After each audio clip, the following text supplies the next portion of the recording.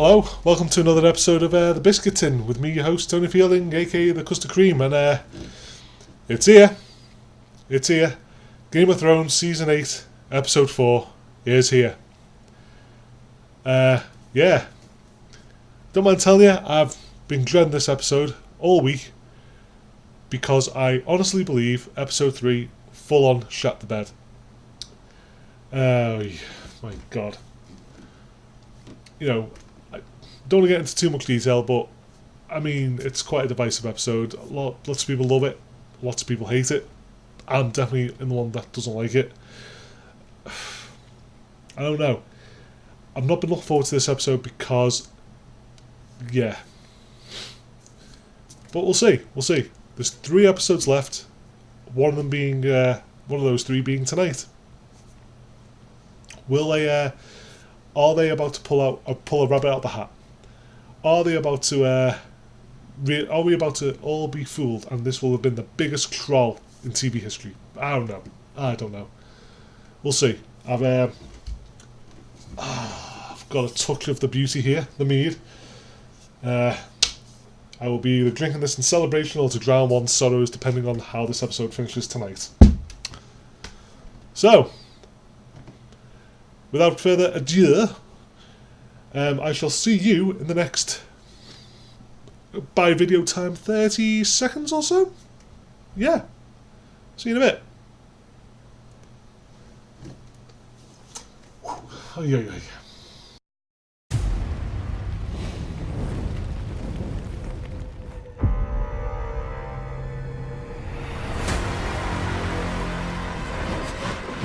We have won the Great War. Now we will win the last war.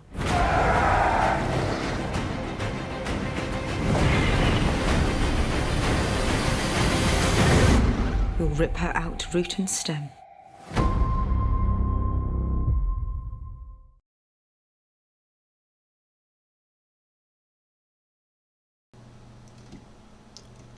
Better?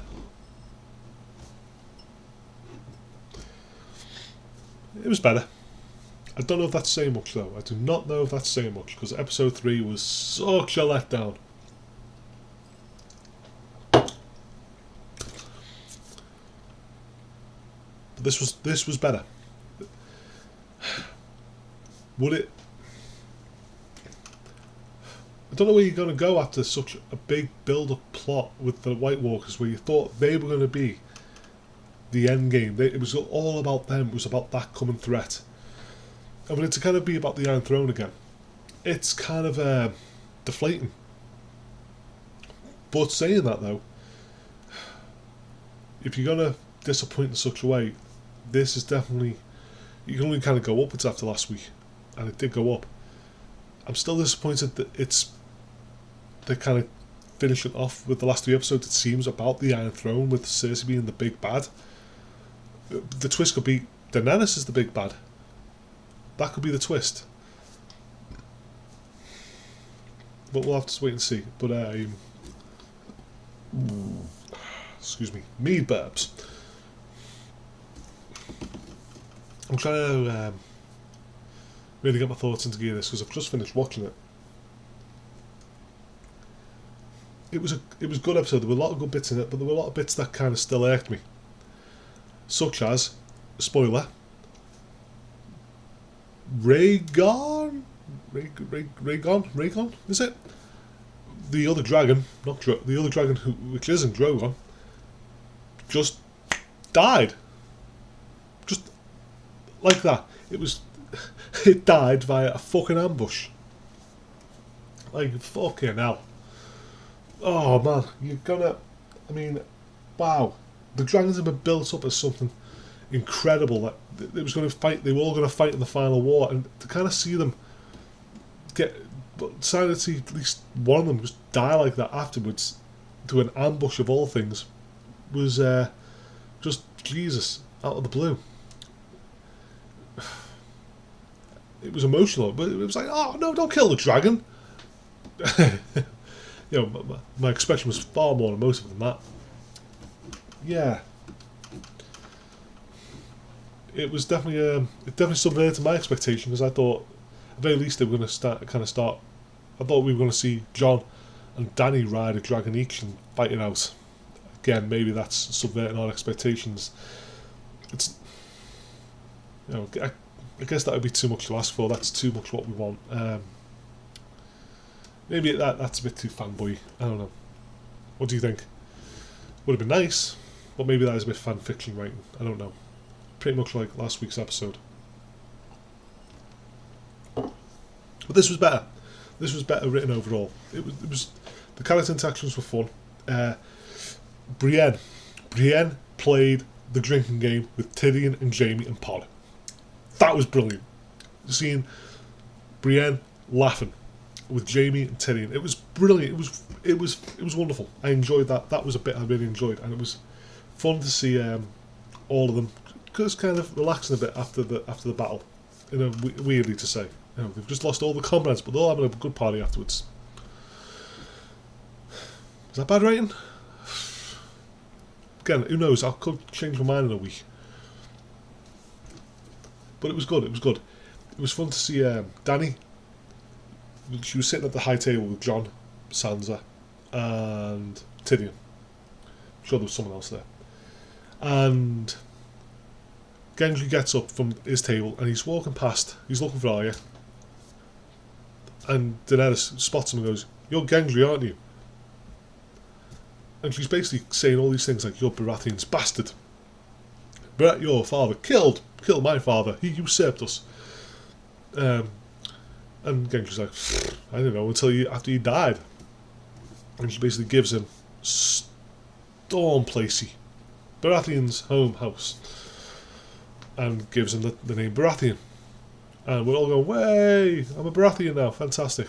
And it's clearly all like, you're not the only one who's smart, Tyrion. She looks at Tyrion and goes, "You're not the only one who's smart." She's playing the game, getting allies on her side.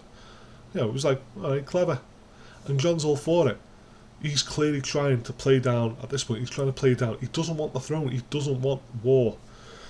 He thinks this is what's best, less death.